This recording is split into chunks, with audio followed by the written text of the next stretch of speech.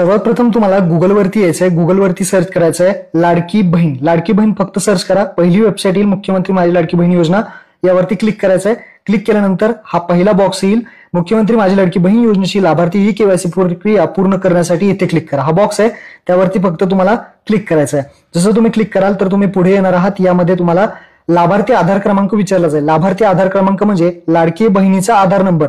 जी कोणी लाडकी बहीण असेल त्या लाडक्या बहिणीचा आधार नंबर या बॉक्समध्ये तुम्हाला पहिल्या टाकायचा आहे. त्यानंतर कॅप्चा विचारला जाईल.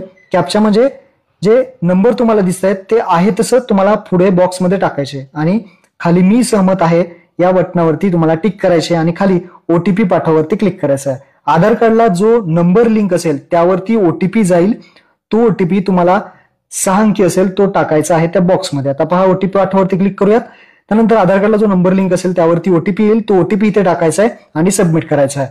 तर इथे आपण सबमिट करूया. कधी कधी ओटीपी यायला उशीर होईल तर पहाटे वगैरे तुम्ही ट्राय करू शकता किंवा रात्री 11 नंतर ट्राय करू शकता.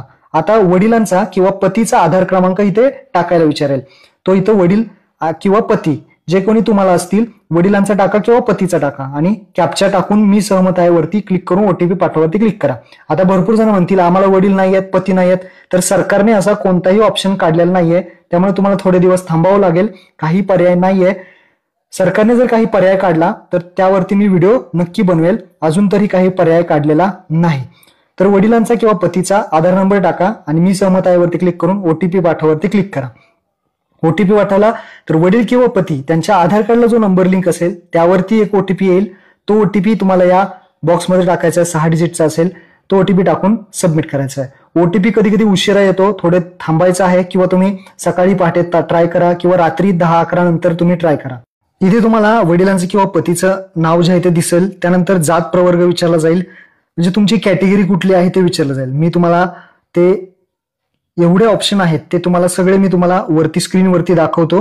त्यानुसार तुम्ही ते तुमची जे असेल ते इंग्लिशमध्ये पण दाखवलंय आणि ते तुम्ही सिलेक्ट करायचंय. जात प्रवर्ग निवडल्यानंतर आता तुम्हाला 2 प्रश्न विचारले जातील ज्यामध्ये आपल्याला पहिला ऑप्शन सुद्धा होय सिलेक्ट करायचा आहे. सगळ्या लाडक्या बहिणींनी आपला पहिला ऑप्शन होय करायचा आहे आणि दुसरा सुद्धा जो ऑप्शन आहे तो सुद्धा आपल्याला होय करायचा आहे. लक्षात ठेवा, दोन्ही ऑप्शन आपल्याला होय करायचे आहेत, काही प्रॉब्लेम नाही. त्यानंतर खाली आपल्याला जे काही उपरोक्त क्रमांक 1 व 2 इथे एक बॉक्स दिसेल, त्या अटी मान्य आहेत वरती टिक करायची आणि सबमिट करावरती क्लिक करायचं. तुम्ही सबमिट कराल तर इथे तुमची केवायसी पूर्ण झालेली तुम्हाला दिसणार आहे. तर अशा पद्धतीने पहा तुमची ई केवायसी पडताळणी यशस्वीरित्या पूर्ण झालेली असं दिसेल, म्हणजे तुमची केवायसी आता झालेली आहे. आता